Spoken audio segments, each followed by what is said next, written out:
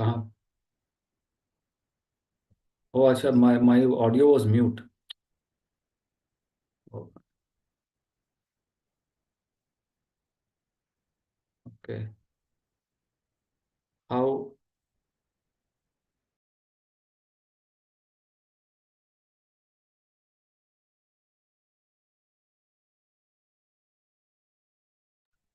Okay, I think my audio was muted, so I'm sorry. I'll repeat once again.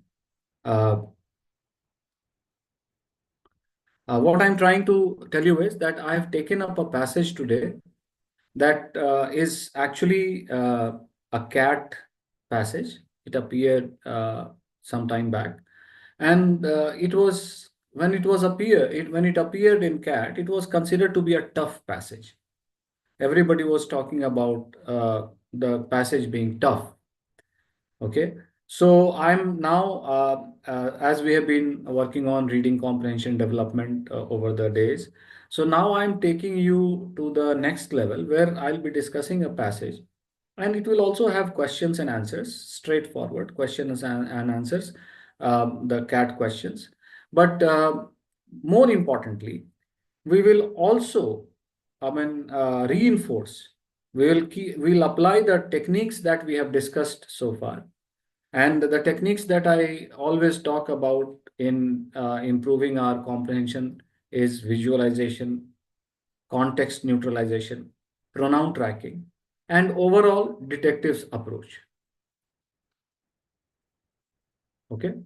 So we'll be using the fundamental technique. I'll be uh, working on these techniques to help you improve your comprehension. And we'll apply these techniques to analyze this passage, and let us see how tough this passage is, or is the passage so tough?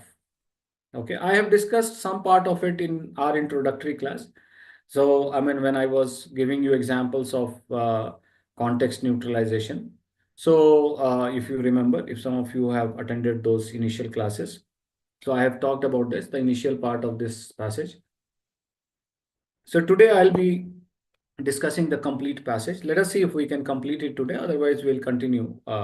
If it requires, see, I'll not compromise on the quality of discussion. I will not compromise on the understanding part. I'll analyze it threadbare. I'll analyze each and every part of it, and we will see whether these techniques work here or not. Okay. So let me again remind you the techniques that I have always talked about. I always talk about these techniques when we talk about improving our reading comprehension capability. That is visualization. If we can visualize what is written here, if we can project it on the screen of our mind uniquely, we understand. Okay. Like the example that I have given you, the cow is eating grass against wow wow is wow wow oogie oogie kind of thing. Then context neutralization, like it is not a test of your knowledge, it is a test of whether you are understanding what is given or not.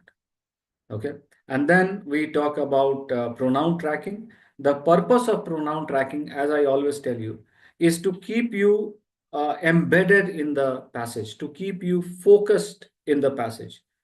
Because one problem that you face while reading a passage is that as you proceed along the passage, your focus, starts fluctuating. Your concentration, your commitment to the passage starts, shifting, fluctuating. Okay. And as your focus shifts, as you get distracted, you start you start developing panic, and you ultimately that impacts your comprehending capability adversely. And detective's approach, I always say that assume that this passage has been read by a question setter, and he or she will try to create barriers to your comprehension and to check whether you are comprehending or not. So it is something like preempting a question setter's thought. So we'll apply all these things, and as we move we will see it one by one. We'll not rush, since this is a difficult passage, so-called difficult passage. This is a cat passage. We will analyze it threadbare. We'll analyze every line of it. and we will see whether these techniques work or not. Okay. All right. So let us start reading the first paragraph. Now, as I say that sometimes uh, when you look at a passage, I mean, it looks big, then the best thing is to divide it into shorter, parts. So instead of actually that, I have already done this. It is something like this. This was like this. This was a long, this was this looked like this. Okay, this looked like this. This was a long paragraph.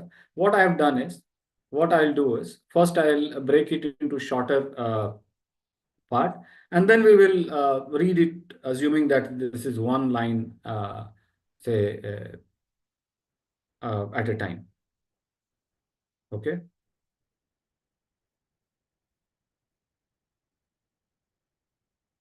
All right. Let us read this. So let us assume that we are reading the first paragraph. Okay. And first paragraph is, it comprises around 131 words. Okay. So let us further divide this into sentences. Let us read one sentence at a time. Okay.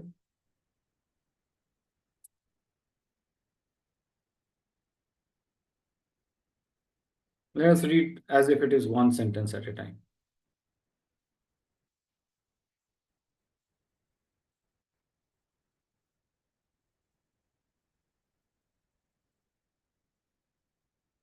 Let us read this sentence. The narrative of Dersu Uzala is divided into two major sections set in 1902 and 1907 that deal with separate expeditions which Arseniv conducts into the Ussuri region. Now,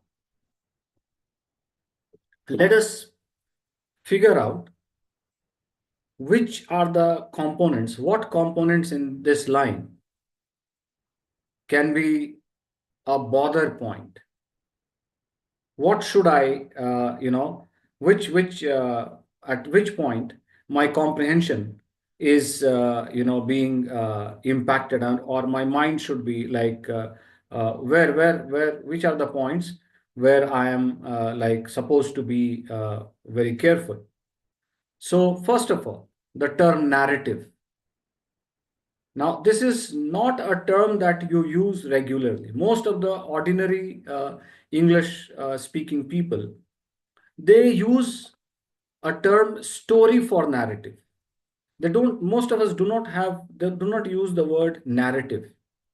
You know, we use the story, the term story, not narrative.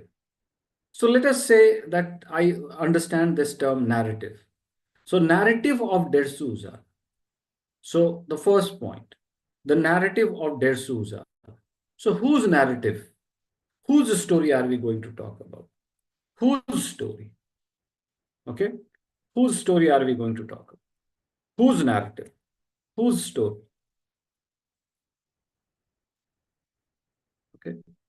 So the answer is Dersu Uzala. Now, context neutralization.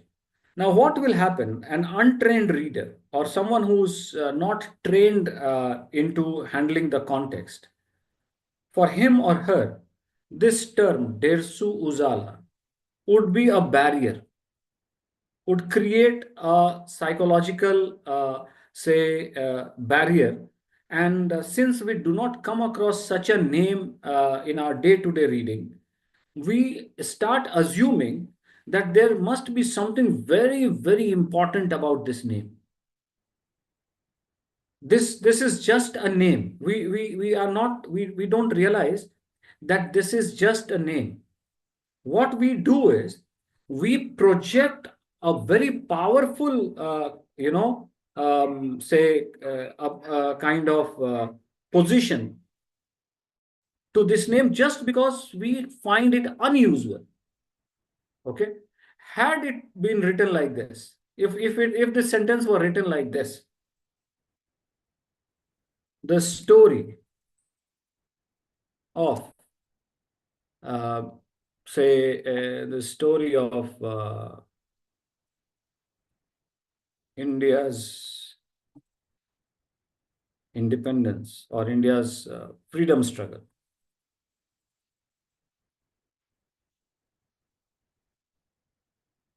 is divided into two major sections, set in 1857 and 1942.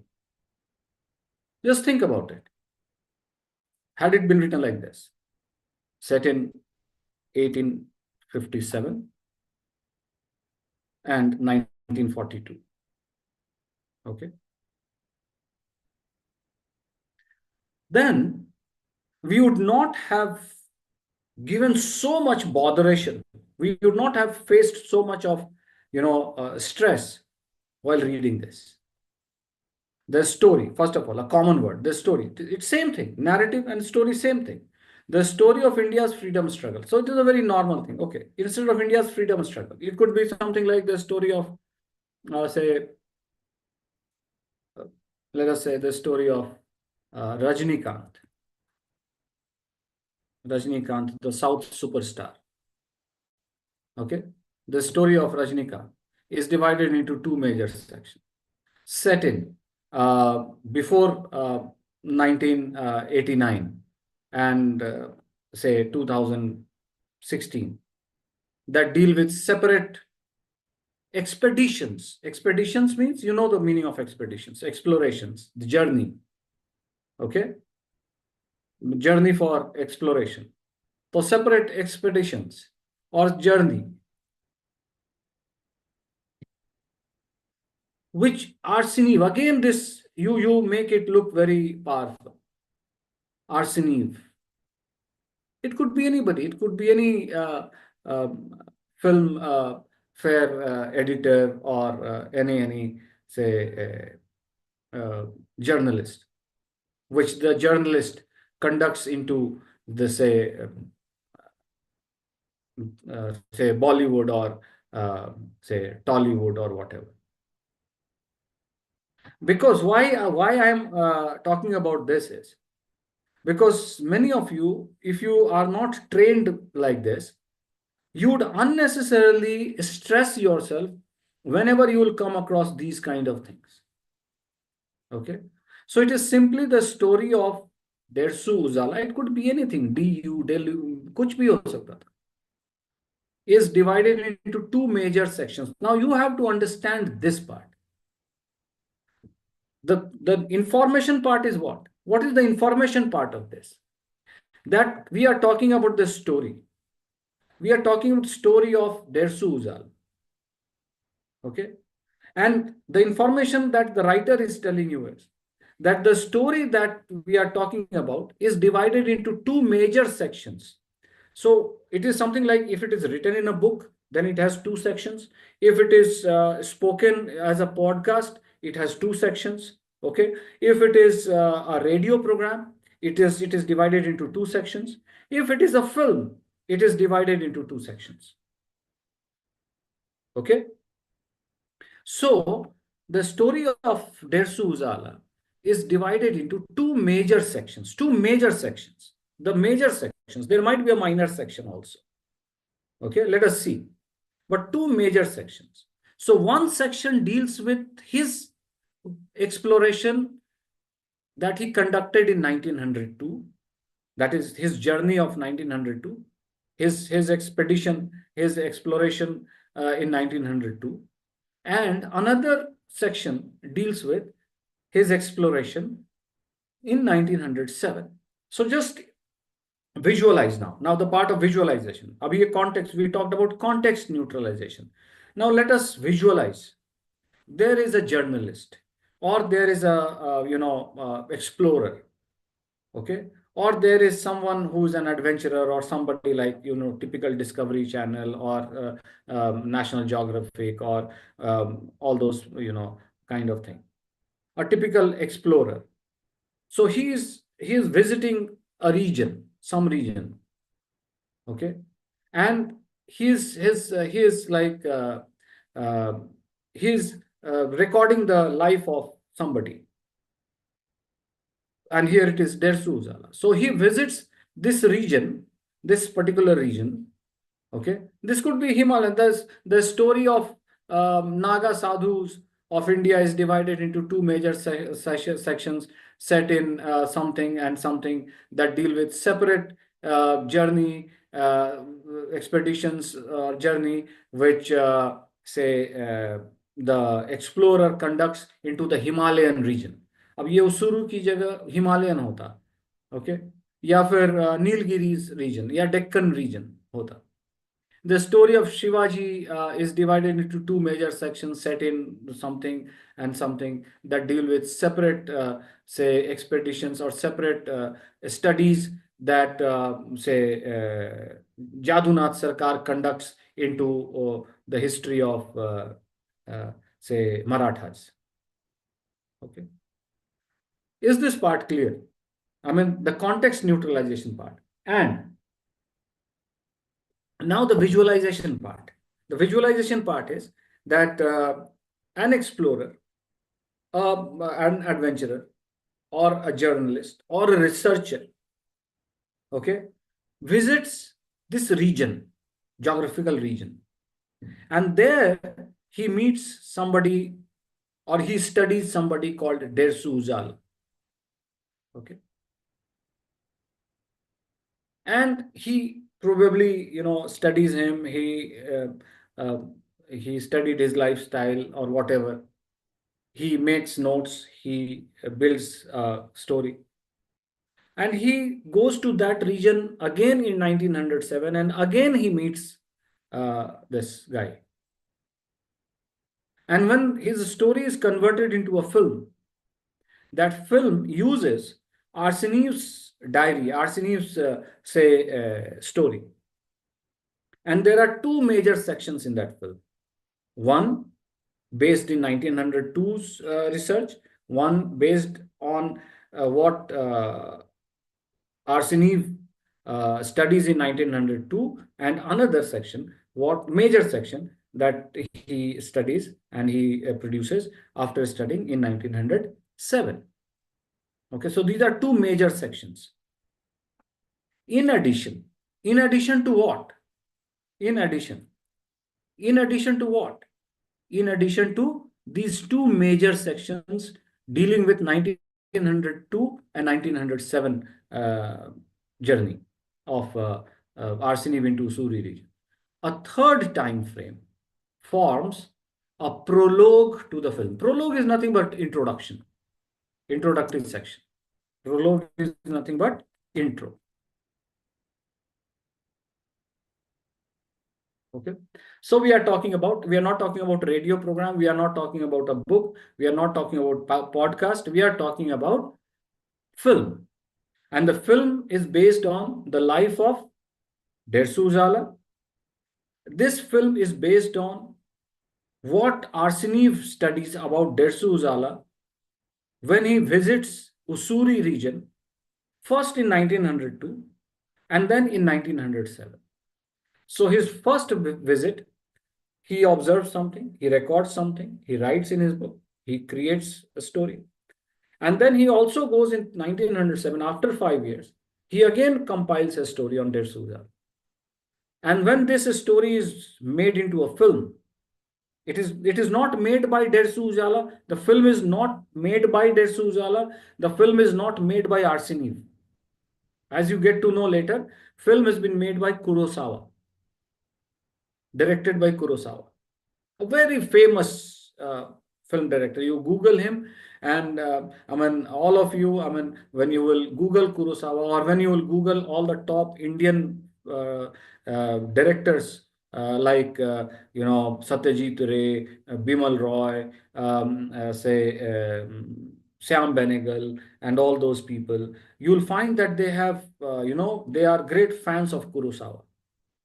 So you can say that Kurosawa is something like, Dada Sahab Phalke, or say that kind of person, V. Shantaram kind of person. They were all like that kind of great Kurosawa. Okay.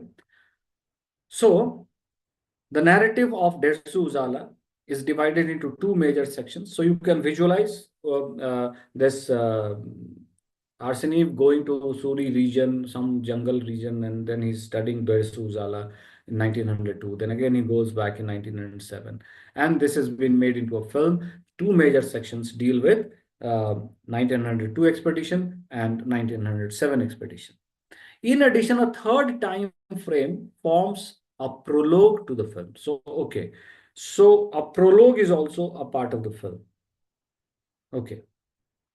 So there are three time frames, two major and one prologue. Okay.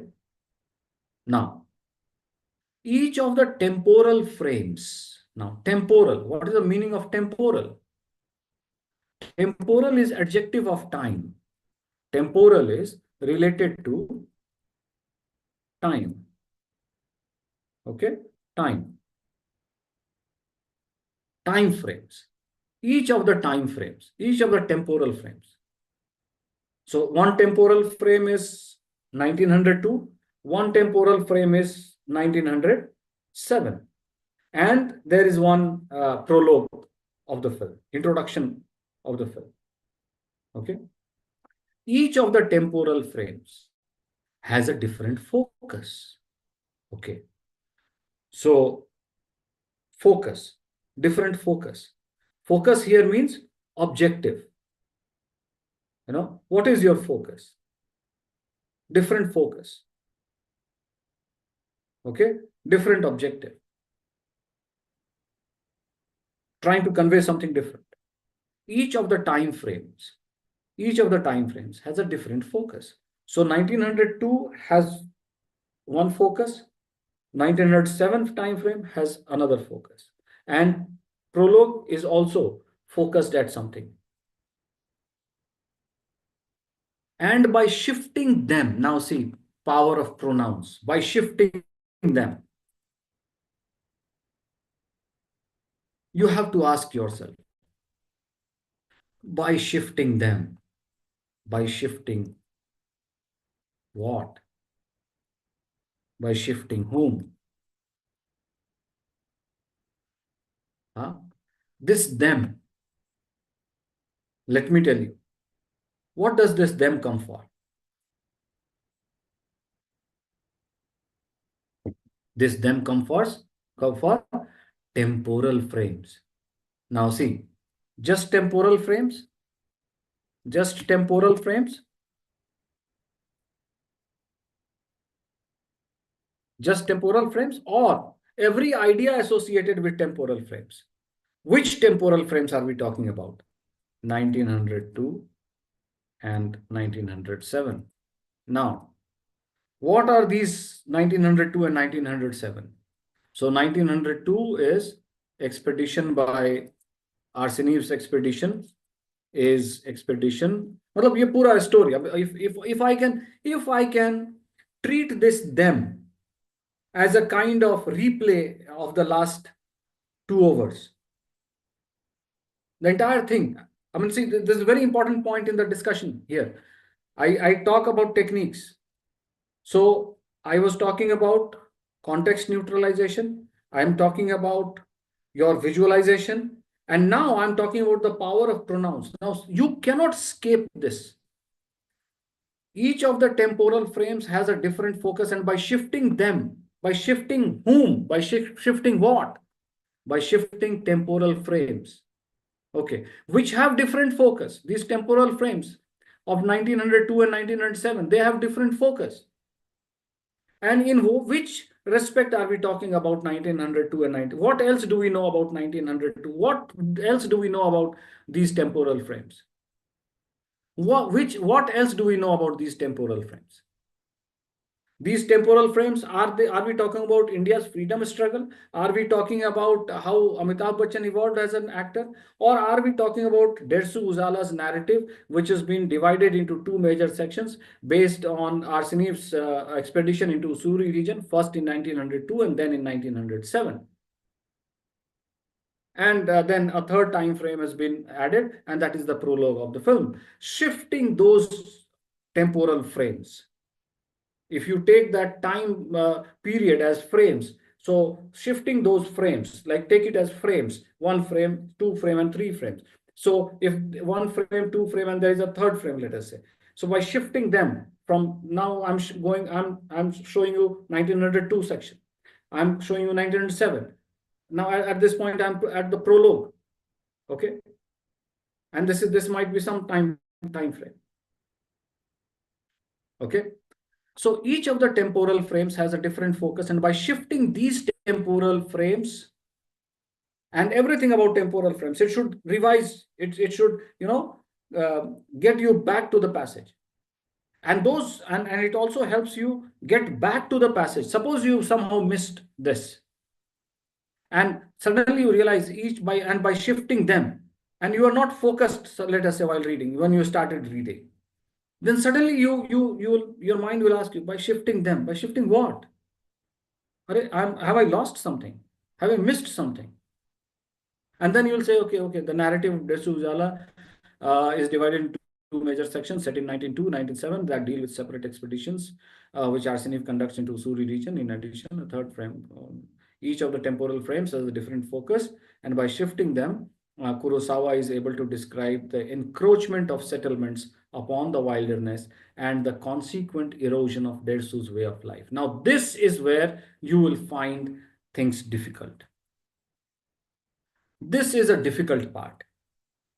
This is this is where the methods will not work.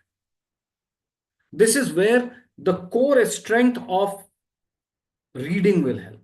This is where somebody who is well read, somebody who is refined in reading, will have an advantage, because then he or she will understand what is written. Kurosawa is able to describe what? What is Kurosawa able to describe? What is Kurosawa able to describe? Okay. Kurosawa is able to describe by shifting those time frames. Kurosawa is able to describe. So Kurosawa is most likely the director of the film. He's the chief director of the film. So he is able to describe what? What is he describing? What is he describing? This is what he's describing: the encroachment of settlements upon the wilderness. Number one, he is able to describe this: the encroachment of settlements upon the wilderness. Okay. One. And two, the consequent erosion of Dersu's way of life. So you know the meaning of encroachment. Okay. Encroachment means when what does encroachment mean? Let me give you an example. Let us say this is a book. Okay, let us say this is an area. This is one area. And let me just start this, moving this. I mean, I put it here, and then gradually I start covering it. I'm encroaching upon the book. I'm encroaching upon the area. And if you are living into these places, especially if you are from places where there are forest areas, like in Jharkhand, Chhattisgarh, Odisha, you might have observed how till few years back, if you moved out of your city, you found jungle. Now, instead of jungle, you find uh, farms, you find paddy farms. And gradually, after some time, those paddy farms, you start finding there are buildings. So what has happened? The encroachment of settlements. Settlements is nothing but residents, residences, houses, colonies, human colonies, settlements, housing colonies. Okay. So encroachment of settlements upon the wilderness. So who is encroaching here? Who is the encroacher here? Who is the encroacher here? Who is the encroacher? Encroacher. And what is getting encroached?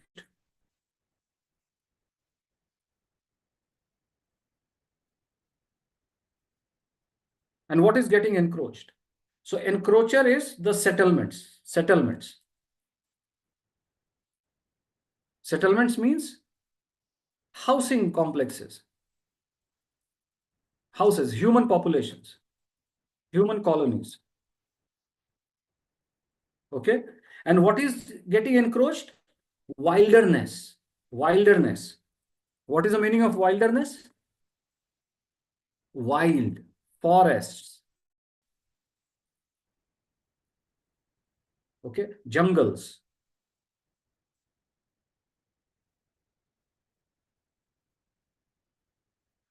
Is this point clear?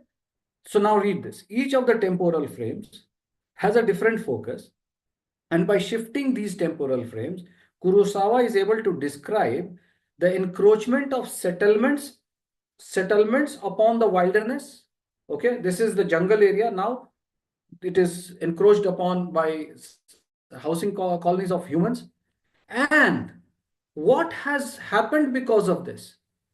What has this encroachment done? What is the what is the what is the outcome or result or the consequence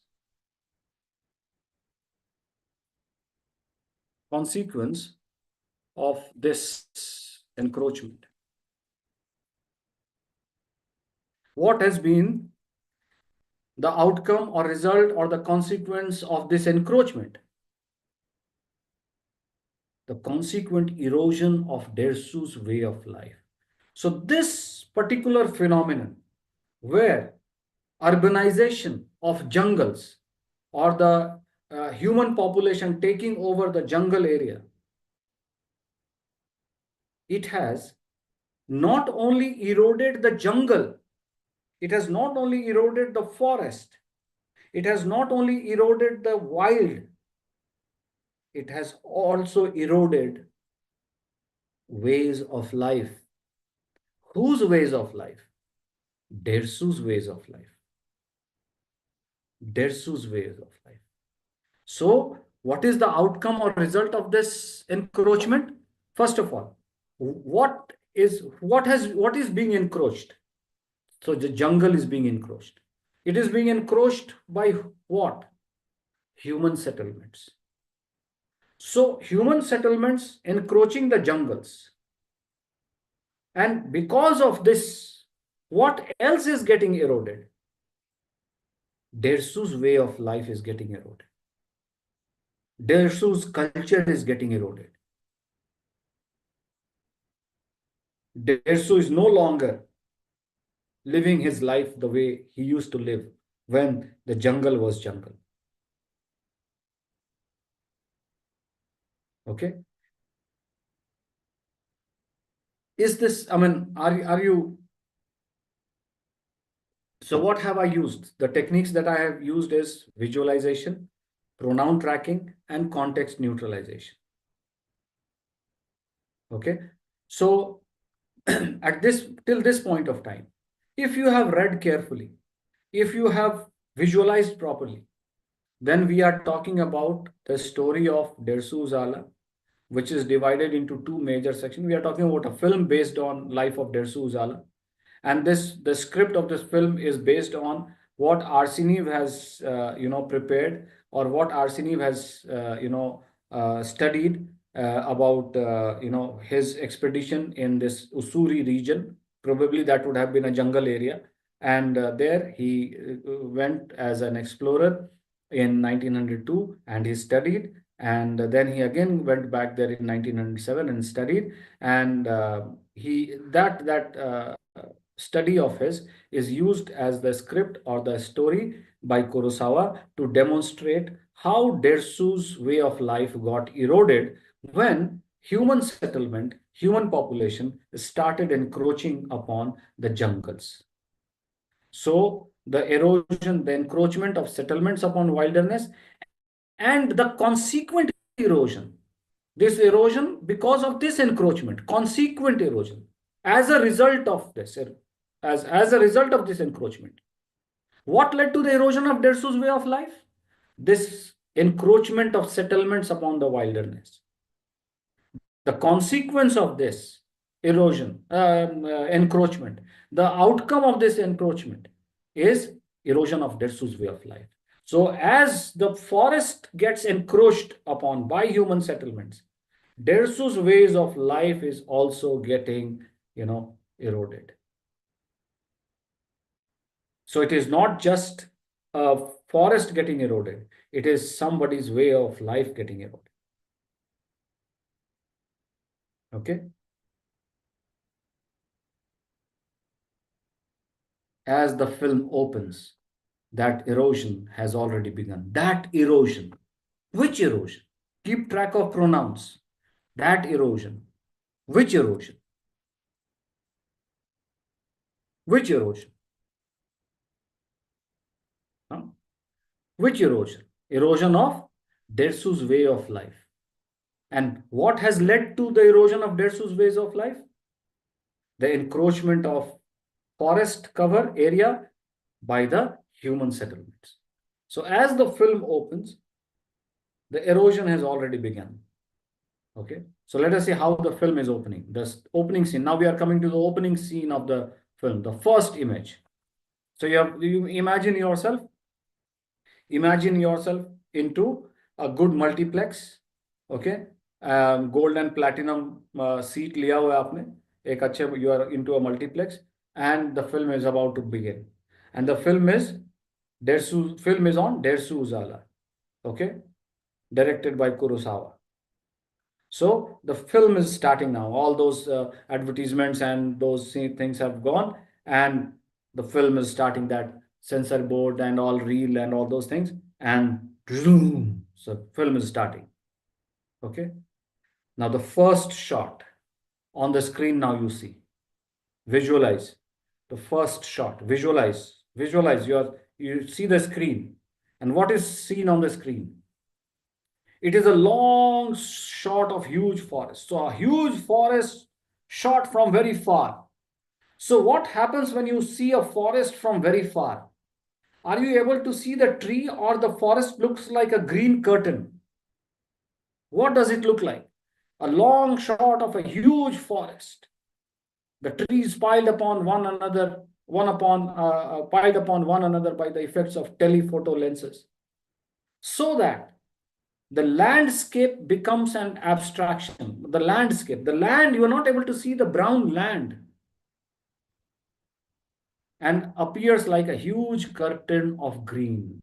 So you look from a jungle from very far. What you see on the screen is a green curtain, like green jungle. You can't see the land part, only green jungle thing. Okay.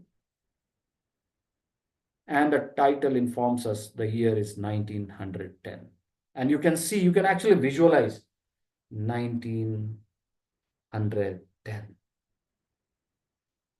Could you visualize this? Okay.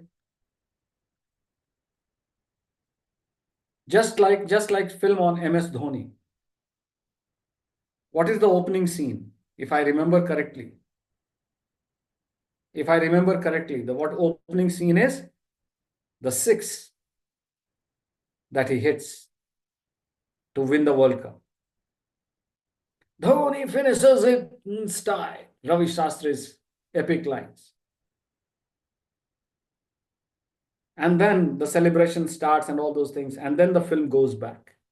And it ends, again, it comes back full circle into where it started.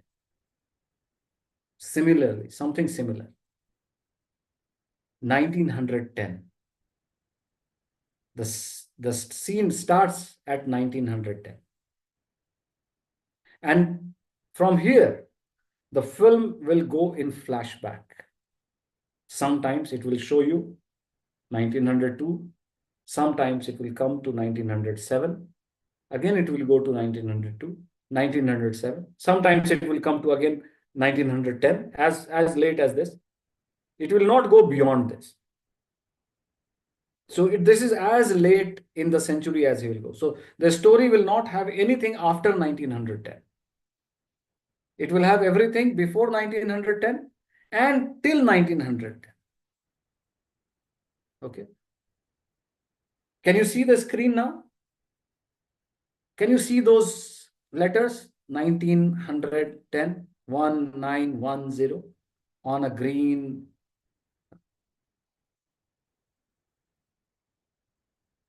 This is what is.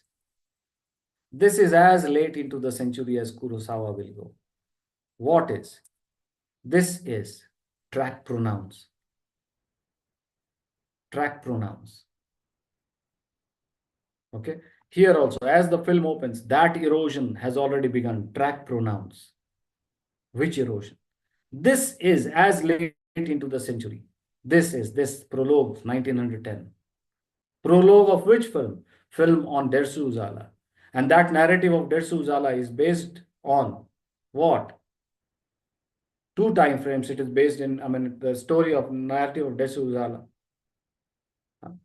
It has two time frames, 1902, 1907, as based on what Arseniv conducts research into Usuri region.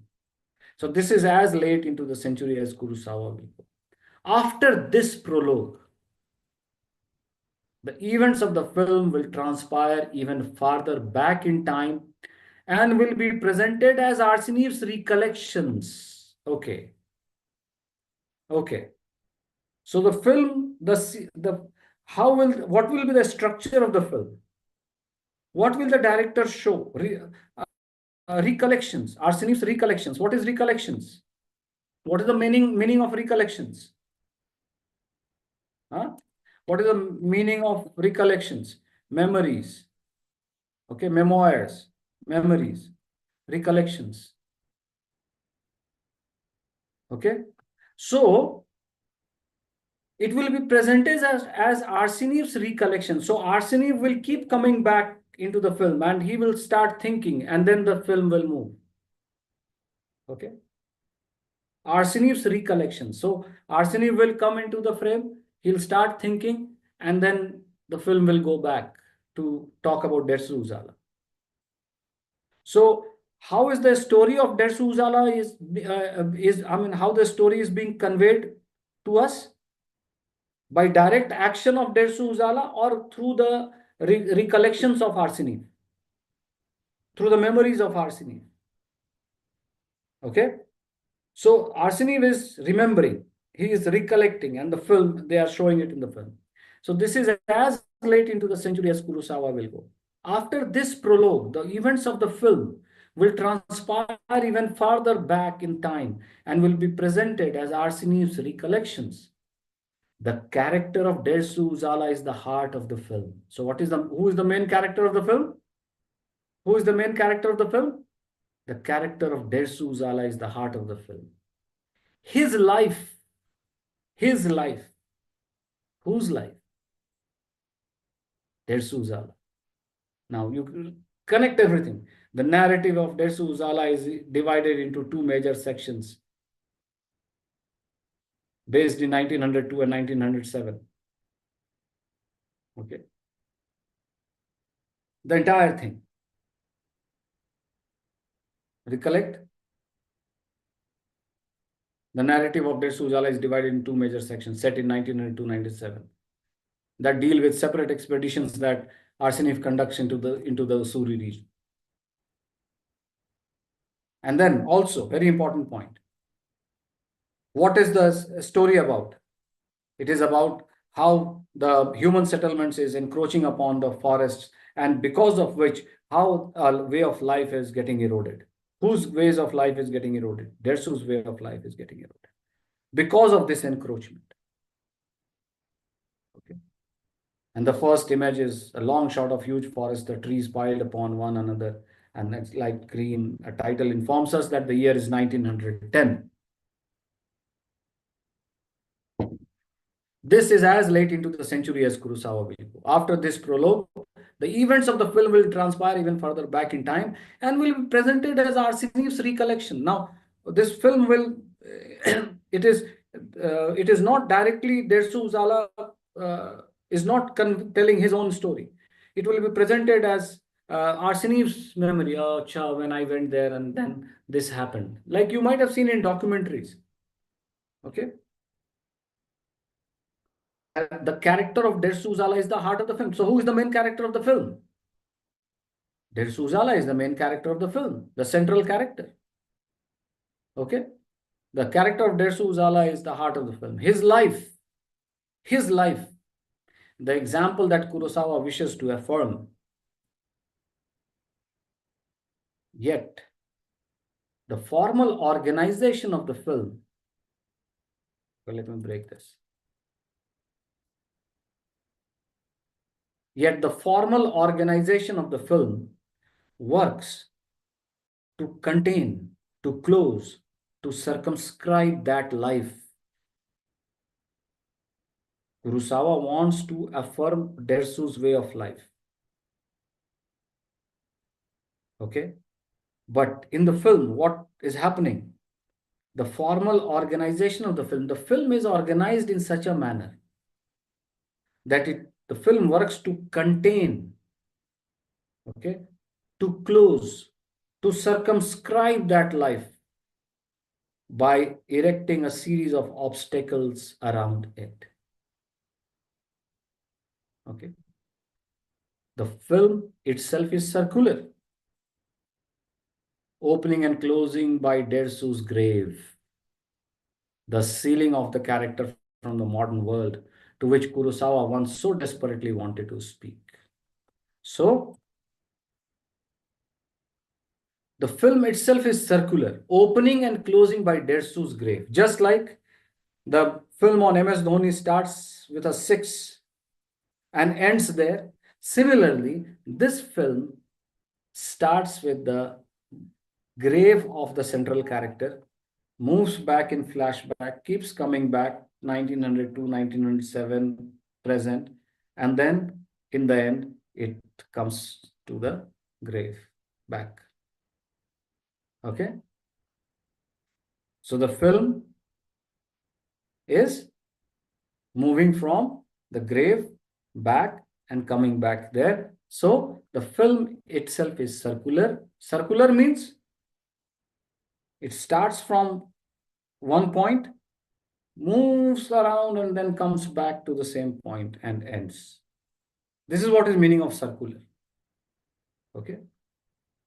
So what does it mean? Opening and can you figure out the meaning of circular here? What is meant by circular? Opening and closing by Dersu's grave. Okay. Thus sealing of character from the modern world. I mean, so 1910 ke baad Dersu's is not in the scene. Okay. It is as late as the director will go. After this, Dersu's action is not there. But the film is not made in 1910. The film is made later. The Kurosawa wants to talk to us, but he will stop there in 1910. He will not take Dersu later because Dersu has died. Dersu's way of life is eroded. Okay. So Kurosawa does want to talk to the modern world, but the film does not move beyond 1910. Okay. The multiple time frames also work to maintain a separation between Dersu and the contemporary. Okay. So the multiple time frames also work to maintain separation between Dersu and contemporary world. Also work to maintain. Also work to maintain. It means when what does it imply? When we say also, it means something else also, something else has been done. The multiple time frames. And remember, what is the objective of the time frames? By shifting these time frames, Kurosawa is able to describe the encroachment of settlements upon wilderness and the consequent erosion of Dersu's way of life. So this is what the time frames primarily do. Yes. What is the meaning of blocks? Blocks? I don't know. BROAX.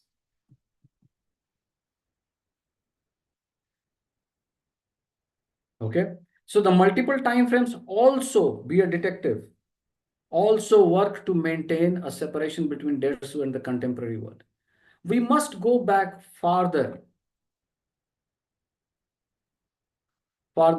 even the 1910 to discover who he was. But this narrative structure has yet another implication. It safeguards Dersu's example, inoculates it from contamination with history, and protects it from the contact with the industrialized urban world. A film can do so many things through its structure. Can you imagine?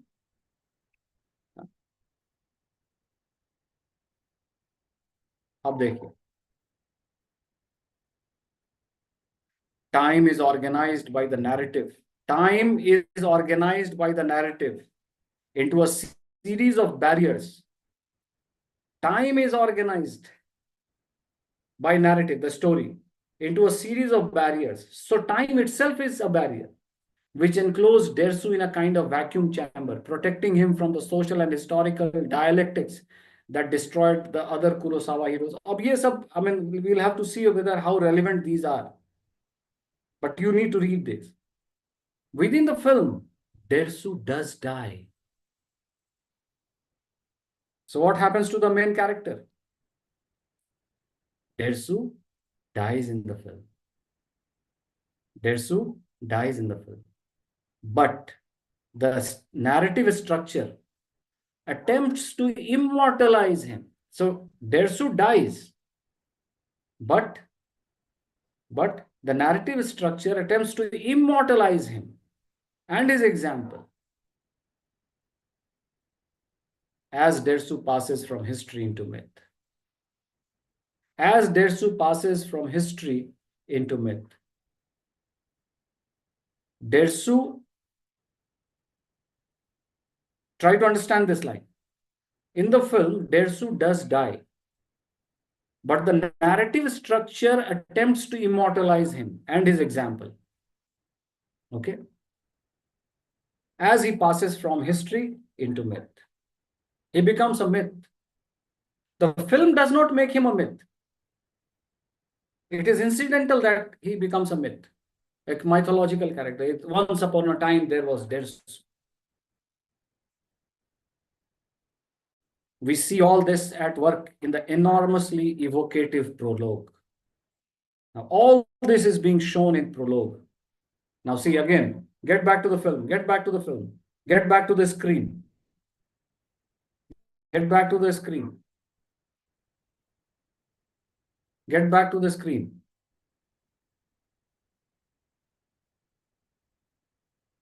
Once again, what did you watch at that time? 1910, green curtain of forest. Now, the camera tilts down. Now the camera is coming close. Now, as you get closer into the jungle, now you're not from far. The camera tilts down to reveal. Now the camera, what is the camera revealing now? Felled trees littering the landscape. Now, can you visualize? Now the curtain stops being green. Now it's more like brown and mud kind of thing. The more like you can see the land, you can see the trees, you can see the cut trees piled somewhere. Can you visualize that? A typical jungle in which jungle is being cleared, logs are being cut, piled into some place, clearings are being made. I mean, lot of space is being getting created. The camera tilts down to reveal felled trees, cut trees, littering the landscape. Either there's everywhere, trees are cut and uprooted, and an abundance of construction, a lot of construction happening.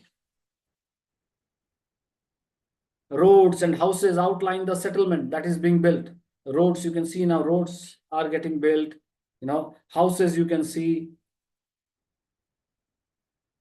Now, suddenly, Kurosawa cuts to a medium shot of Arseniy standing in the middle of the clearing, looking uncomfortable and disoriented. Now, as the camera moves it moves from far to the jungle and then comes into the jungle, shows you the trees piled up here and there, houses getting constructed, roads getting built, and all those things happening. And then suddenly it focuses on a person standing in the middle. Who is that person? Arseniv. So Arseniv visits that region in 1910 also, standing in the midst of the clearing, looking uncomfortable and disoriented. A man, now the camera shifts to Arseniv. And Arseniv is like trying to find out something. He's come to this place in 1902. He had come to this place in 1907. It was all forest. And suddenly in 1910, he's finding it's completely different. He's like disoriented. Where have I come? Is this the same place? I can't find, you know. And then from Arseniv to a man passing in a wagon. So it is 1910. So it is not some Zoom Ford Mustang. It is some wagon, passing through a wagon, you can figure out. A cart wagon, right? Can you figure out a man riding a wagon, A man passing in a wagon asks him what he is doing. Can you visualize this? A man, the entire, first you start green 1910, and then you go to the jungle, you find it's like it's all urbanizing, and it's like, Arseniv is completely disoriented. And then somebody like, passing by in a wagon, riding a wagon, tuck, tuck, tuck, tuck kind of thing. And then like he asked Arseniv, okay, asks him what he is doing. So can you visualize the wagon one? What are you doing? Hey man, what are you doing here? The explorer says, he's looking for a grave. I'm looking for a grave. The driver replies, no one has died here. The settlement is too recent. Dialogue between Arseniv and the wagon driver. Nobody has died here. It's so new. The settlement is just starting, just few years. The driver replies that no one has died here. The settlement is too recent. These words, which words? These words of wagon driver, enunciate the temporal rupture that the film studies. The rupture of time. The time has ruptured. The time has ruptured. Can you imagine time, rupturing of time, which the film studies?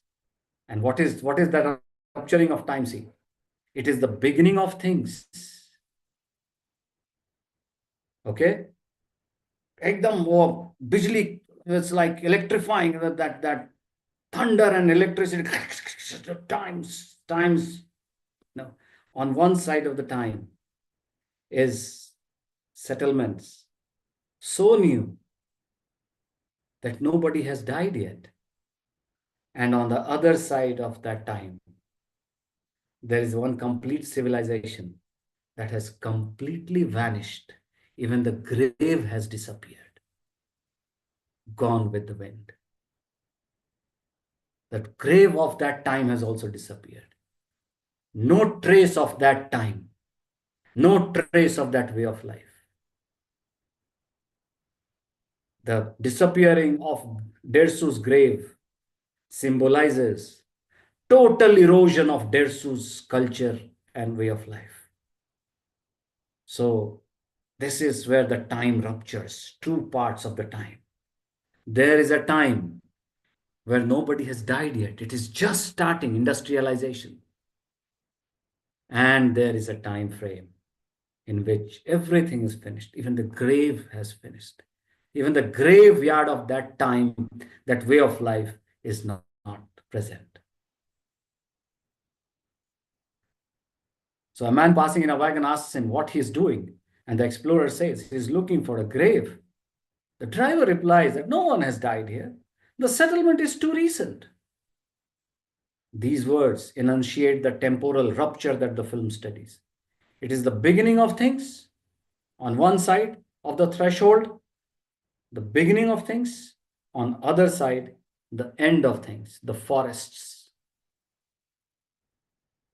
The commencement of one world so young that no one has had time yet to die, and the eclipse of another in which Dersu had died.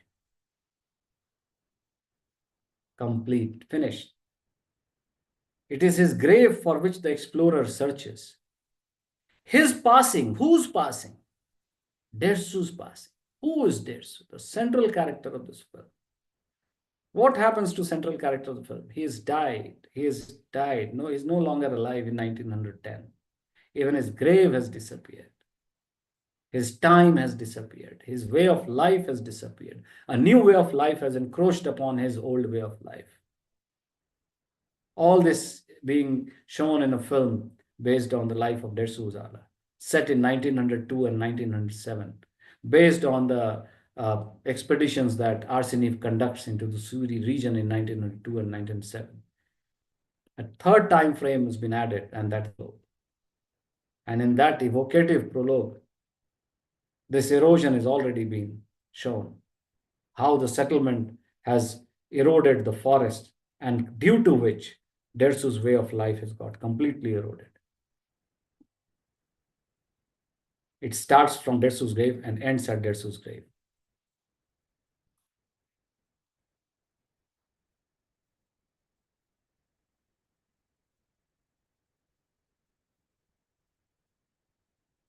It is his grave for which the explorer searches. His passing symbolizes the new order, the development that now surrounds Arsenieff. The explorer says he buried his friend 3 years ago next to huge cedar and fir trees, but now they are all gone. The man on the wagon replies, they were probably chopped down when the settlement was built, and he drives off. He is not even concerned about that way of life. For him, it is just chopped off.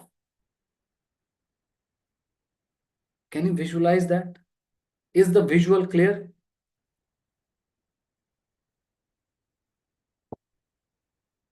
Arsenieff walks to a barren, treeless spot. Now, the camera is again on Arsenieff. He's walking to a barren, treeless spot next to a pile of bricks. As he moves, the camera tracks and pans to follow, revealing a line of freshly built. Now, as he moves, you can see freshly built houses and a woman hanging her laundry to dry. Now you can see human beings. And suddenly you start hearing a sound. A distant train whistle is heard. Gradually, the steam engine train whistle, 1910. And the sounds of, suddenly you start sounds now, it becomes like this sound of construction in the clearing, vie with the cries of birds and the rustle of winds in the trees. Suddenly it becomes very, noisy. Train whistle, construction, done, ding, it's happening. It's somebody's, all those construction work you start, visualizing. Arsenieff pauses, looks around for the grave that once was, and murmurs, whispers, Dersu.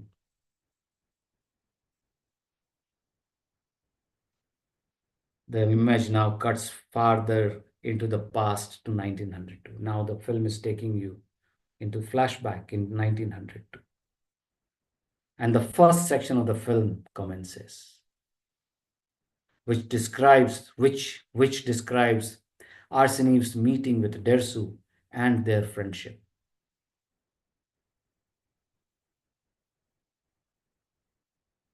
So in 1902, The film, now the film, as he whispers, Dersu, where are you? Film moves to 1902. When Arseniv meets Dersu for the first time and how their friendship began. Kurosawa defines the world of the film initially upon a void, a missing presence. Missing presence. Kurosawa defines the world of the film initially upon a void, khalipan. The world is void, hollow ho gaya world. The missing presence. Missing presence.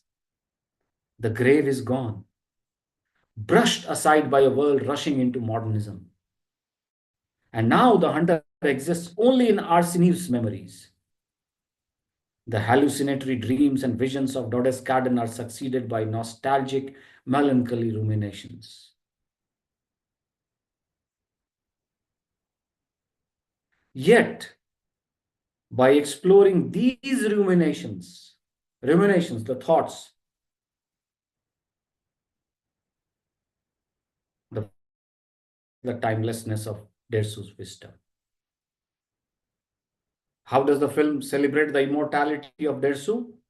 Exploring these ruminations, the film celebrates the timelessness of Dersu's wisdom. The first section of the film has two purposes: to describe the magnificence and inhuman vastness of nature, and to delineate the code of ethics by which Dersu lives and which permits him to survive in these conditions. When Dersu first appears, the other soldiers treat him with condescension, as if कोई छोटा आदमी, condescending approach, as an inferior.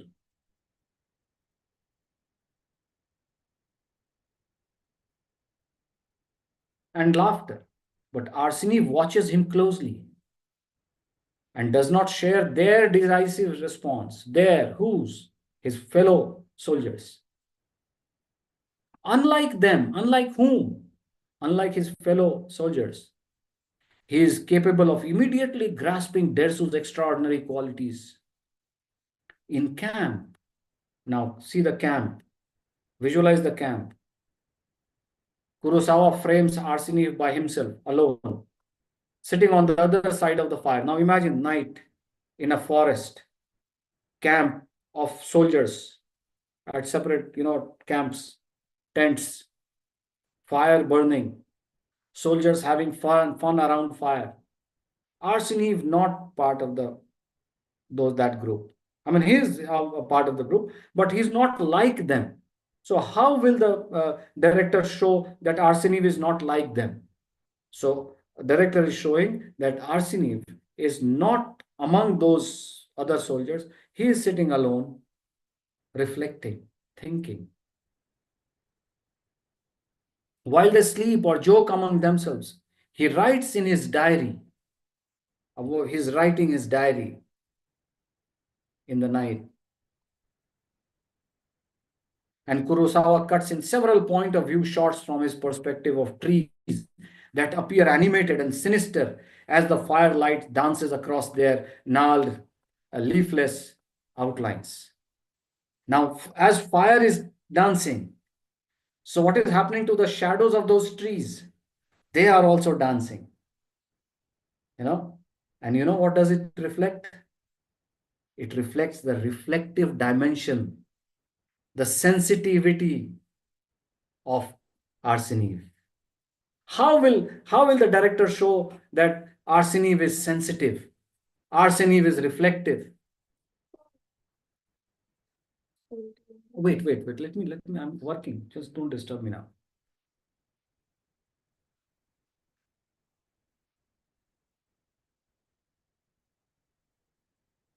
So how will the director show that Arseniv has a reflective nature? What do you mean by reflection? Thoughtful nature, reflective nature. Okay, so it is showing you the reflection of the shadows and it is so sensitive. I mean, he can see the nature dancing. Arsenic is not like others. Arsenic is sensitive. He can see the life of nature. Who can dance? Can an inanimate object dance? No. Only a lively person can dance. Only a lively being can dance. So the nature is dancing. So you can imagine in the night, Arseniv sits separately from his fellow soldiers, and the fire is, lighted, and the shadow from these dancing fire is making as if the shadows of trees are dancing, as if nature is dancing. This reflective dimension, this sensitivity to the spirituality of nature, that there is spirit in nature. So when you are killing nature, you are actually killing somebody's spirit, distinguishes him from the others, and forms the basis of his receptivity to Dersu and their friendship. It makes him a fit pupil for the hunter. So Dersu is the hunter, and he becomes his disciple. Okay. So did you figure out how pronoun tracking, visualization, context neutralization, and detective's approach can help you understand these passages? So let us look at these questions. How is Kurosawa able to show the erosion of Dersu's way of life? How is he able to see? Arsenev's search for Dersu. We'll discuss it in the next class. Arsenev's search for Dersu's grave. What can you say? How does the film celebrate Dersu's wisdom? Can you answer these questions on the basis of the paragraph or not? According to the author, what does the section of the film following the prologue do? Prologue के बाद the section that comes, what does it do? In the film, how does Kurosawa hint at Arsenev's reflective and sensitive nature? Can you answer these questions? So what I'll do is, I'm sending you this file in your message box so that you take it and try to answer these questions. And we'll discuss this question in the next class. Will that be fine? So I'm just dropping this in your message box so that you get it. Okay. And then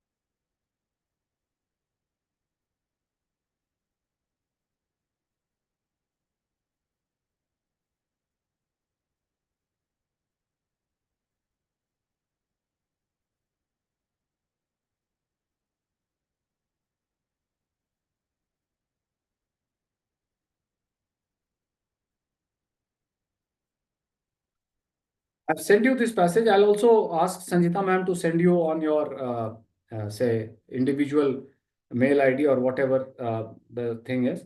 And you try to answer these questions. We'll discuss these questions in the next session. So I'll be conducting the next session probably after Sunday. So we'll have a discussion on that, on these questions, and we'll see how to answer these questions. In the meantime, you try answering these questions, and we'll meet again.